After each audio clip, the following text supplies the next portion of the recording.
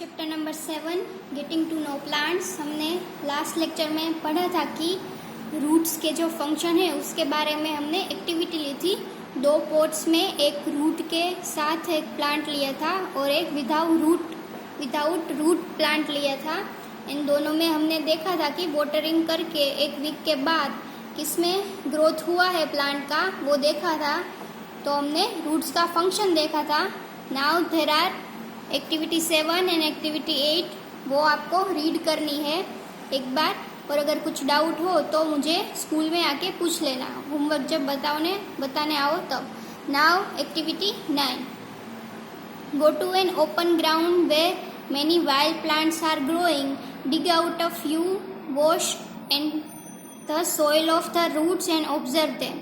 सो एक ग्राउंड में आप जाओ और वहाँ से प्लांट जो ग्रो हो रहे हैं वहाँ से कुछ फ्रेश प्लांट जो है वो आपको निकाल लेने हैं एंड उसके रूट्स के साथ निकाल लेने हैं सॉइल से एंड ऑब्जर्व करने हैं। Do you find that all of them have either the kind of roots shown in figure 7.17 for as in figure 7.17b। So आपको रूट्स उसके देखने हैं कि रूट्स में हमारे यहाँ पर फिगर दी गई है फिगर ए एंड बी। सो आपको देखनी है फिगर ए में से है वैसे रूट्स है या फिर सभी रूट्स फिगर बी में है वैसे ही है।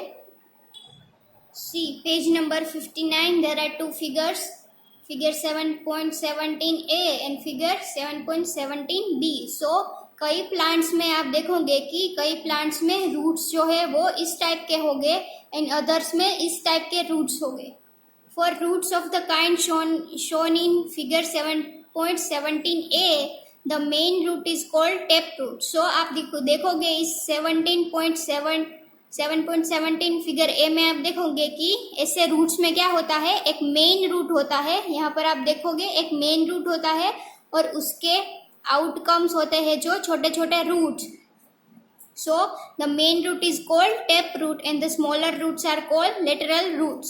सो इसमें जो मेन रूट है उसे टेप रूट बुलाएंगे एंड देन उसमें से ग्रो हुए हैं जो स्मॉल रूट्स उसे लेटरल रूट्स।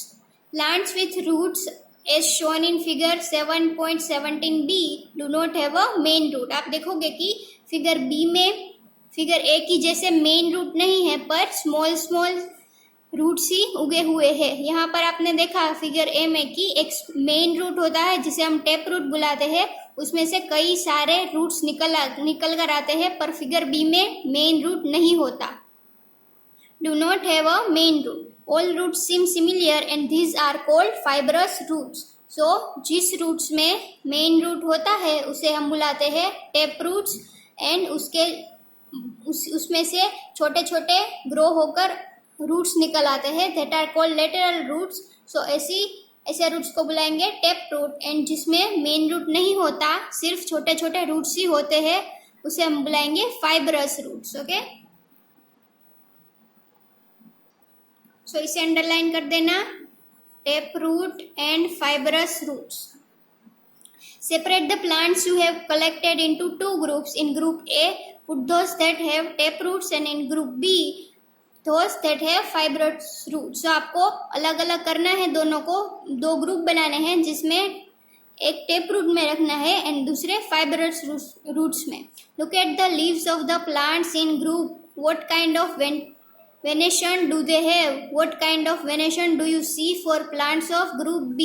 सो आपको प्लांट्स में जो उसके लीव्स है उसको आपको ऑब्जर्व करना है। वेनेशन यानी शीरा रचना। जो आप अगर प्लांट को आप देखोगे ऑब्जर्व करोगे तो उसमें कई पतली पतली उसमें लाइंस होगी। सो दैट इज कॉल्ड शीरा and the whole function, the whole body of the plant leaves is called venation. Okay, शीरा रचना। Okay, do you notice that leaf venation and the type of roots in a plant are related in?